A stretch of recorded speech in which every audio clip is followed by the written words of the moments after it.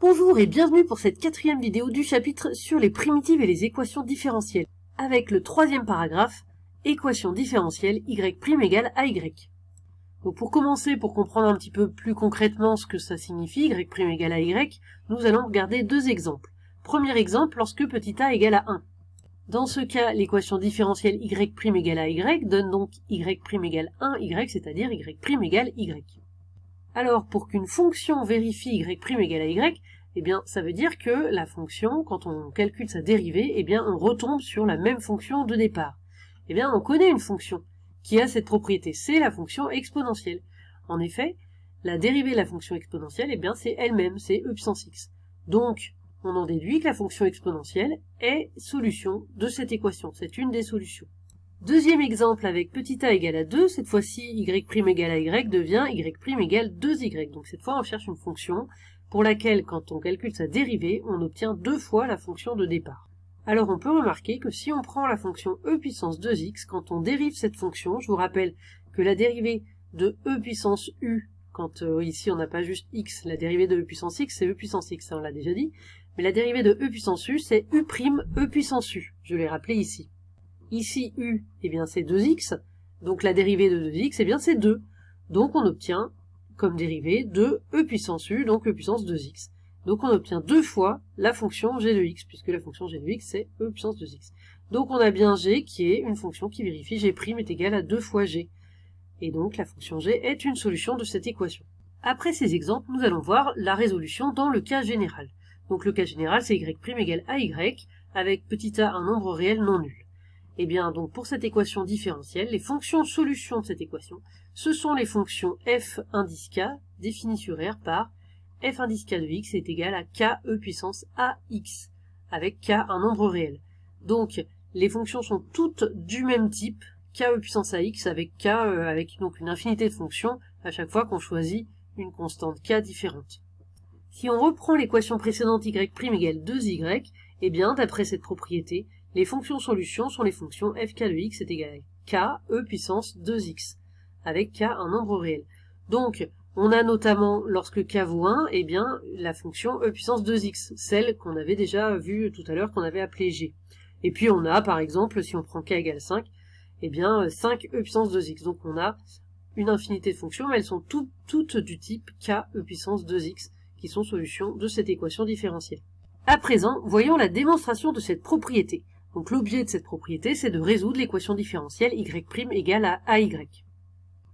Dans un premier temps, nous allons démontrer que les fonctions définies ainsi, k e puissance ax, sont des fonctions qui sont solutions de cette équation différentielle.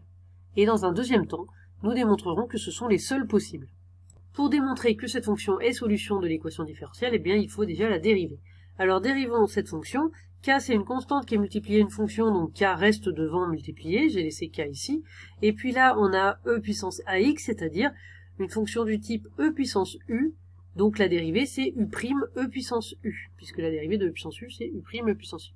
Alors ici, u, c'est ax, a, c'est une constante, par exemple, c'est 3x, donc quand on dérive 3x, ça donne 3, donc la dérivée. Ici, c'est le petit a, sans le x. Donc voilà, la dérivée de fk. Donc fk', c'est k fois a fois e puissance ax. K fois a, je peux le mettre dans l'autre sens, donc je peux mettre le a devant. A fois k e puissance ax. K e puissance ax, c'est la fonction de départ. Donc on obtient bien que c'est égal à a fois fk de x. C'est-à-dire qu'on a bien f'k qui est égal à a fois fk. Donc fk vérifie bien cette équation. Réciproquement, on considère une fonction g solution de l'équation différentielle y' égale à y, et nous allons démontrer que la fonction g est forcément de ce type, k e puissance ax. Pour cela, on définit une autre fonction, bon ça vous ne pouvez pas l'inventer évidemment, ça vous serait donné si on vous posait la question, donc on l'appelle grand phi de x, mais peu importe le nom. Cette fonction c'est g de x fois e puissance moins ax. Alors évidemment elle n'est pas choisie au hasard, elle est choisie pour que, bon nous on le sait, le g de x sera de ce type, donc si on fait k e puissance ax fois e puissance moins ax, les règles des puissances font qu'on les ajoute, et donc ax moins ax ça s'en va, donc finalement on n'aura plus que la constante. Donc en fait cette fonction on va démontrer justement que c'est une fonction constante. Pour cela nous allons dériver grand phi. Alors grand phi c'est une multiplication d'un produit donc de deux fonctions dérivables, donc grand phi est dérivable. Alors on y va, c'est un produit, c'est du type U fois V, donc U', donc G' fois E fois V, donc puissance moins AX, plus U fois V', c'est-à-dire on garde G de X et on dérive E puissance moins AX. E puissance moins AX, je rappelle que c'est du type aussi E puissance U, donc la dérivée c'est U' E puissance U. Ici, U c'est donc la puissance moins AX, puisque A c'est une constante, la dérivée c'est moins A, comme quand on a moins 3x, la dérivée c'est moins 3. Donc ici, voilà, j'ai dérivé, ça fait moins A, E puissance moins AX. Et puis là, j'avais tout laissé pareil. Or, maintenant, ce qu'on sait sur G. G, on a supposé que c'est une solution de G' égale à Y, ce qui veut dire que G' est égal à AG. Donc on va l'utiliser, G' c'est égal à AG. On remplace donc ici G' par AG, donc on a AG de X, E puissance moins AX, et puis là le moins qui était ici, je le passe devant, moins AG de X, E puissance moins AX. Donc on a AG de X, E puissance moins AX, moins la même chose. Et bah ça fait 0. Puisque phi' de X est égal à 0, la seule possibilité pour la fonction phi, c'est d'être une fonction constante.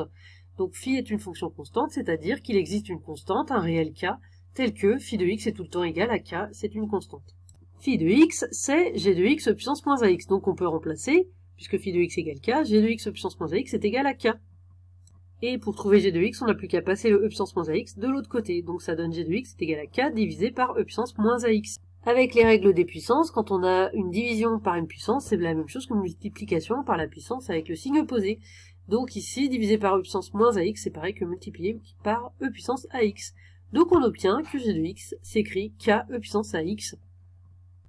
On a terminé la démonstration, on a démontré dans un premier temps que les fonctions du type k E puissance AX sont solutions, et dans un deuxième temps, on a démontré qu'une solution est forcément de ce type, ce qui prouve bien que toutes les solutions de l'équation différentielle sont les fonctions du type k E puissance AX.